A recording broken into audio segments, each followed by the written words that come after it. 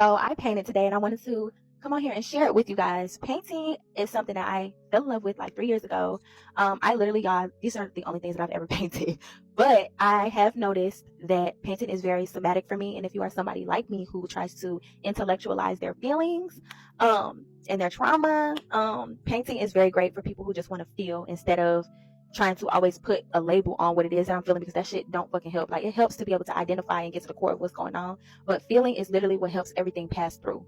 And I love the way that I just love hearing a paintbrush on a canvas and feeling it through my body. Like, I absolutely fucking love it. But I did want to share my paintings, and this is very vulnerable, guys. Like, but I want to say, like, I painted this for the first time, I want to say in 2022. I had got the diagnosis for ADHD maybe a year prior to this. And I hadn't gotten a diagnosis for borderline personality disorder yet. And I was also trying to make sense of all the moodiness that comes with ADHD. And I remember I was just starting a job, and I was like, I went to my therapist and I was like, why am I so moody? Like, I can't get it together. I don't know. And she was just like, well, with ADHD, when new things come into your life, you get moody, because it's like now your life is kind of being disrupted, and you're trying to recalibrate basically. And she was like, what's doing your life? And I was like, oh, my job. And it's crazy, because even when she said what's doing your life, it took me a while to really figure out the fact that it was my job, because I'm like, job, like, girl, everybody work, but I had just got out the military, and I had took a little time off, and then I went back to work, and I came off of just being me, myself, and I straight jumping back into work. And I was just feeling so many things. Like, I can't even tell you what I was feeling, but I know I was in crisis over that. From what I now know to be a BPD crisis. So I was putting shit like seasons change, because at the time I was like, this season needs motherfucking change, because this is not it. Like, I'm not feeling all of these motherfucking emotions. And then I put free, and then I put let go, and I got like some hearts around here, because I'm always constantly reminding myself, like, self-love is the best love. That's what you got to come back to every single time. And I could just see, like, my emotions was all over the place. All of these squigglies and stuff, that's how I represent my emotions in my paintings. I put hella squigglies. That's my thing. But we're gonna talk about freedom in a later one, later in the video.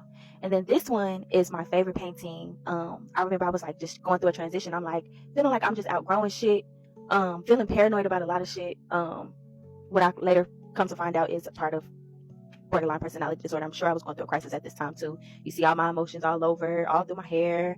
And I see, like, I put, like, the hair has different colors in it, and that definitely represented, I'm crazy. That definitely represented me just having like this big boisterous like personality whenever I'm out, and like people seeing me and like loving my personality, but they not really like seeing me for like who I am, and not really understanding what the fuck I'm going through. And like, I'm feeling like, damn, bitches, I'm the only one going through this shit, the only one that's like up and down all fucking day. Like, my moods are never like, they're never stable, and I put see me right here, because I just felt like people couldn't fucking see me. All they could see was this big boisterous ass personality, but they couldn't see me.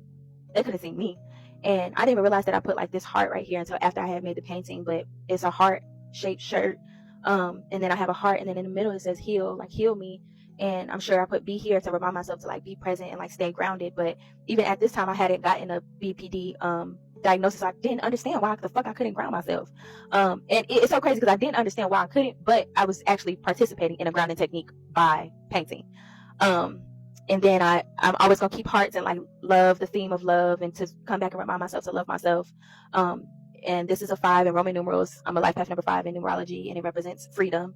And I think that the freedom is just such a big theme in my life, because I've always wanted to be free and feel free. And I feel like I've always known how to create freedom on a physical level, but just on an emotional and a mental level, I've always felt like I was in a mental prison like my entire life. And I feel like when I was younger, it was easier for me to contain it with just like this positive attitude and like always thinking positively. Like, I was the self-help book girly down, okay?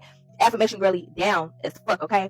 But as I got older, it got harder to contain, and it's not sustainable. Being positive all the time is not fucking sustainable for me.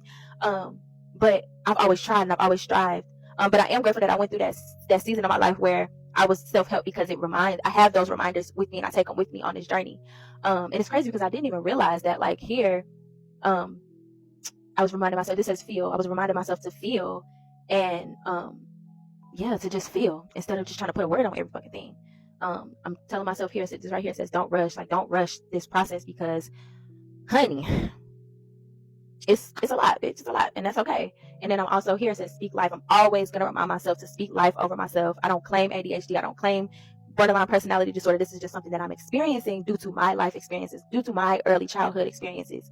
These are the things that I'm experiencing. But you know, it's not impossible to overcome. I think that it's very possible, and I feel like I'm doing it now, and I'm so grateful. I'm so proud of myself. But yes, let's get to the final boss, okay? Because this is the one I did today. Okay. And as you can see, the emotions on this one, I didn't even realize it until like now me looking back at it. The emotions are very like centralized instead of just like all over the place. It's like I've been feeling this crisis for a minute, bitch. And then today I was just like, girl, I can't do this shit no more. We got to do something. So I made me some ashwagandha tea. I'm not gonna lie, I had like 3 cups of it. Okay, three cups of ashwagandha tea. And the emotions are like centralized right here. And then for whatever reason, I just started to make yellow lines around those emotions, and then some yellow rays around those emotions. And it just made me realize that it's like I see the light at the end of the tunnel, and it's not just so helpless and hopeless like it was here. And it's like I had to put some words in here to like encourage myself. It's like, yes, you have this ray of sunshine, you have this light at the end of the tunnel of all of these emotions in this crisis, but understand that it's just a crisis. It's not who you are.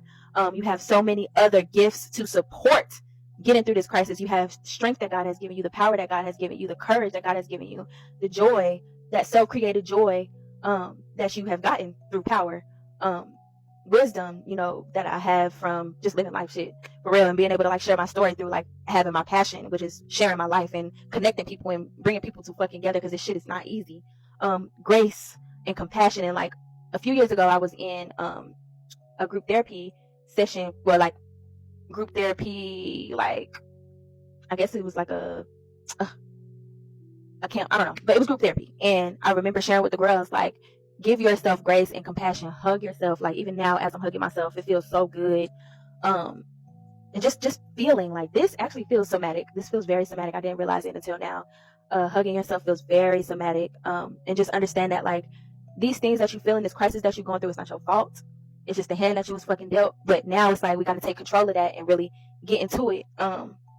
And give ourselves that grace and compassion whenever we relapse and go into a crisis, because it's not our fucking fault, And I always had to put a motherfucking crown at the top and remind myself I'm the motherfucking queen, because I have the authority over my life to really take control of this shit and say, you know what, this shit don't rule me. It's not who I am.